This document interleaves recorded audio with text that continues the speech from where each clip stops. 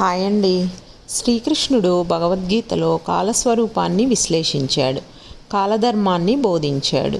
నేను అక్షయమైన కాలాన్ని అంతటా వ్యాపించిన విరాట పురుషుడిని అని ప్రకటించుకున్నాడు.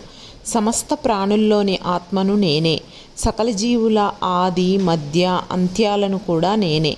జ్యోతిస్వరూపులలో సూర్యుడిని, వాయుదేవతల్లో మరీచిని, నక్షత్రాల్లో చంద్రుడిని నేనే. వేదాల్లో సామవేదాన్ని, దేవతల్లో ఇంద్రుడిని, ఇంద్రియాల్లో మనస్సును, ప్రాణుల్లో చైతన్యాన్ని నేనే.